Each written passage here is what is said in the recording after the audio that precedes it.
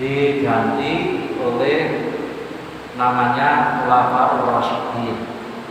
Jadi kekuasaan, kekhalifahan, kesultanan, pemerintahan Islam itu diganti, diteruskan begitu kira-kira oleh Khulafaur Rasyidin.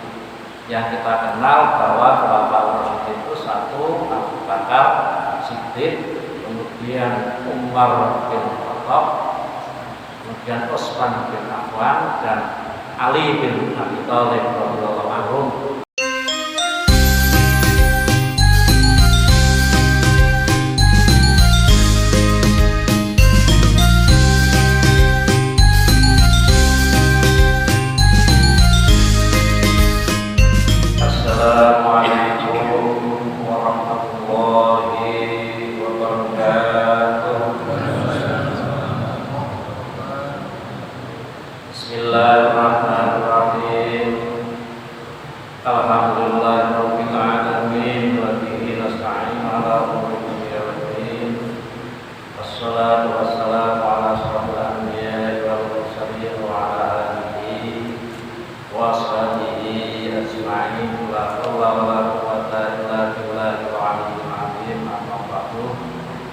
Bapak-bapak, ibu sehat ya?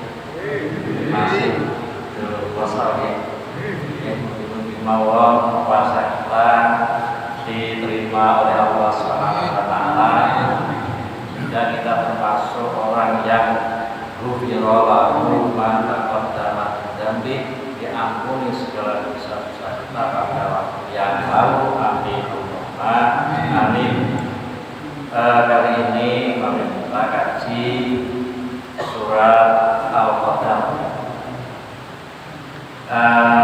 Surat Al-Qadar ini ayatnya ada 5 dan semuanya Makkiyah, diturunkan pada periode Mekah, yaitu sebelum Rasulullah Muhammad sallallahu alaihi wasallam hijrah ke Madinah.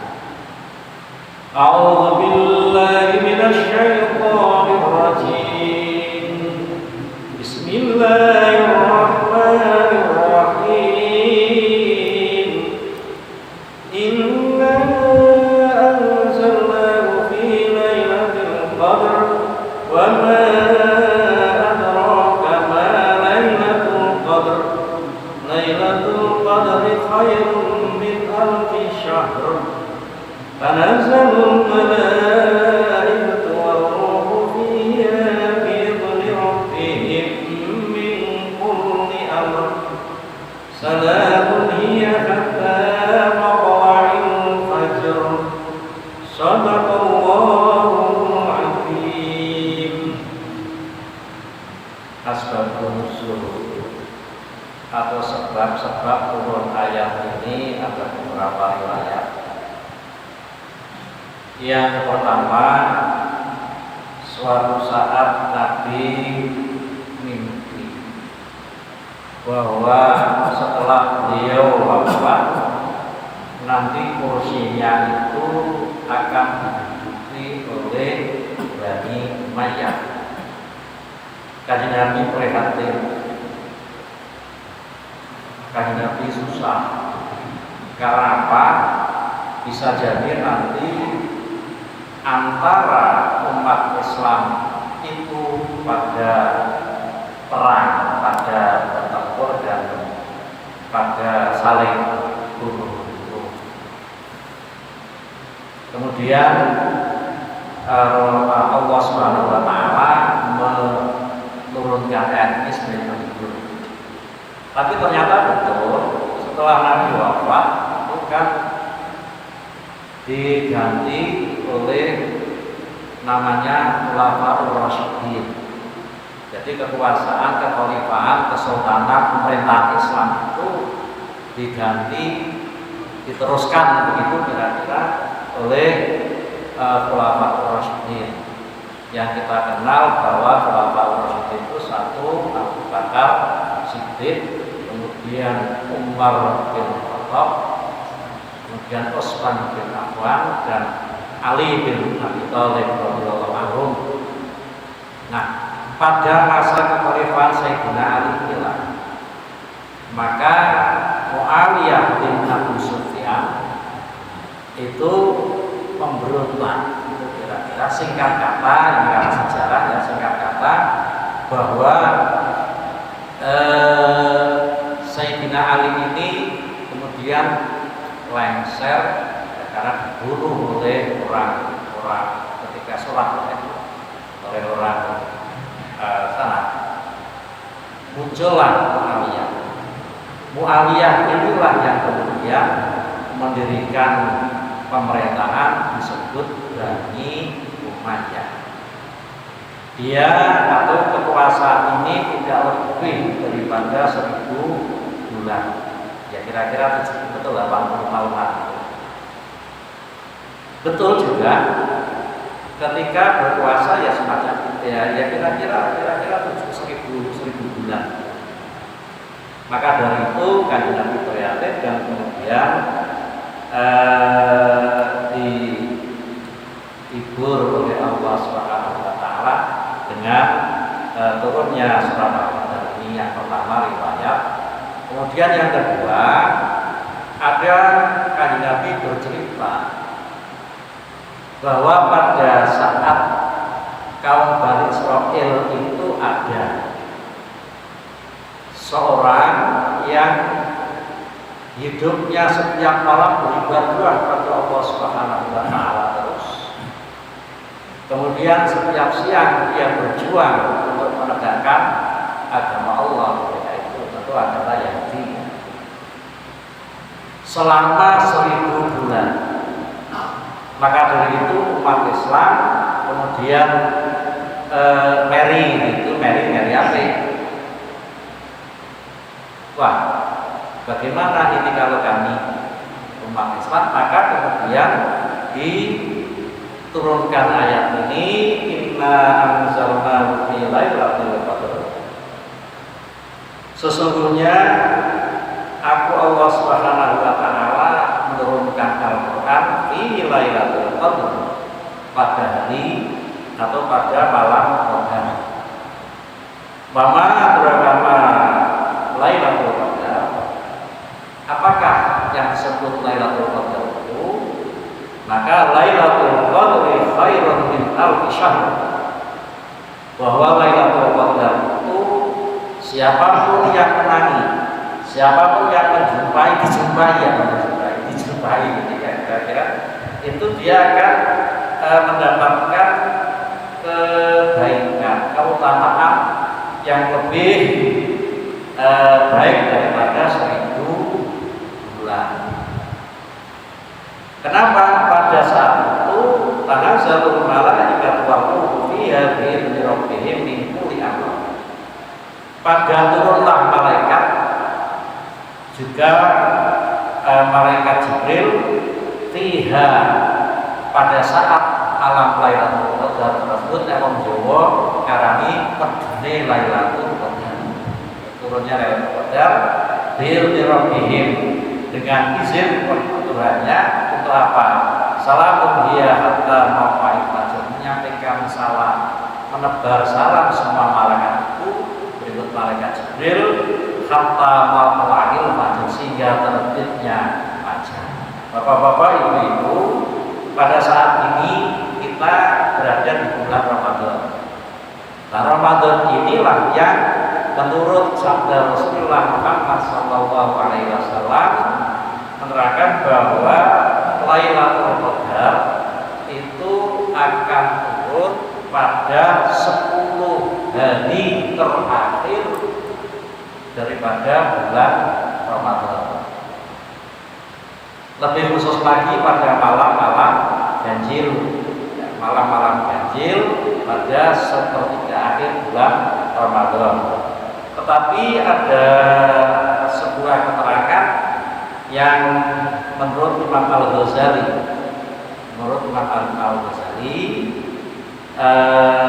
sebagaimana terangkan dalam kitab I'anatul Talibin, itu bisa diprediksi kapan awal puasa. Hari apa pada awal puasa? Kita kemarin hari apa?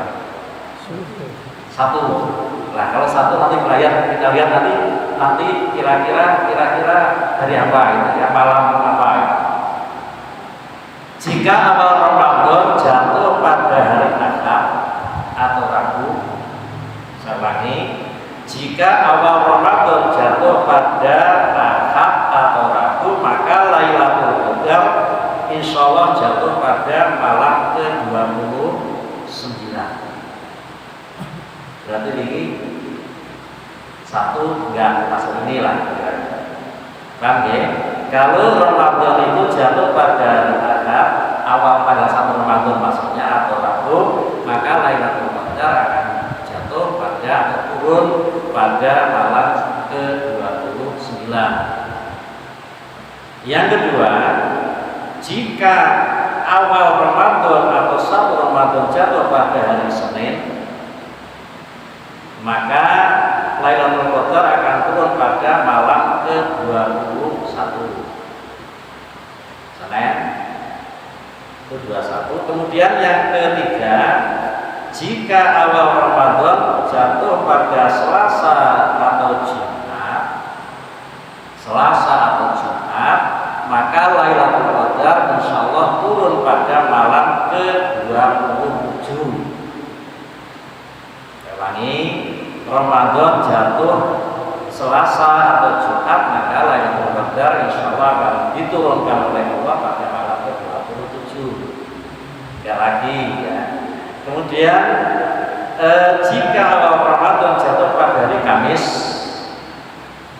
maka Lailatul Qadar insyaallah akan jatuh pada malam ke-25, Kamis 21.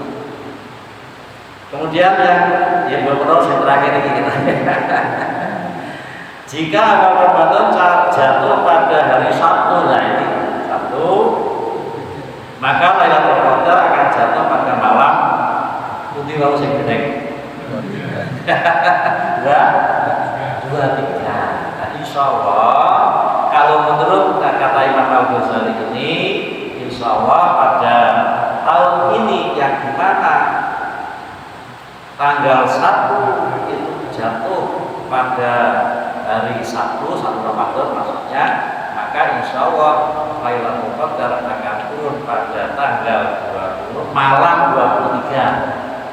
Ini oleh karena itu ya kita apakah apa jenenge jaring tunggu malam 23 ya sebaiknya tidak, terlepas daripada itu karena Ramadan ini kan juga sahur barokah ya, banyak pahala banyak berkah dari Allah Subhanahu wa ta'ala.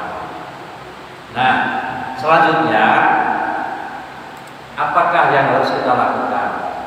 Amalan-amalan apa yang harus kita lakukan pada saat menunggu turunnya Lailatul Qadar?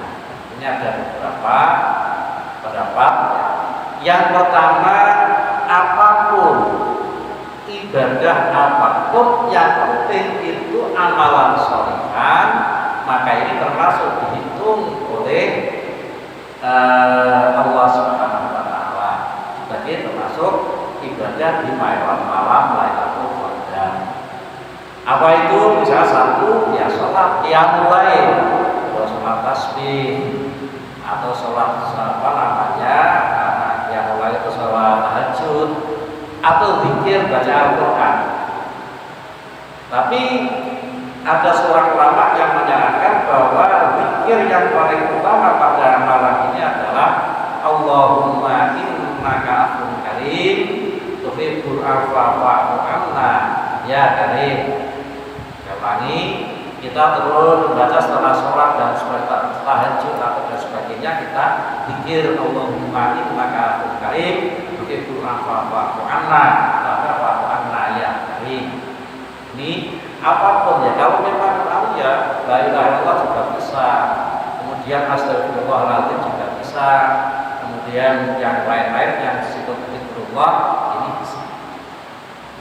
Kemudian ada yang mengatakan berpendapat bahwa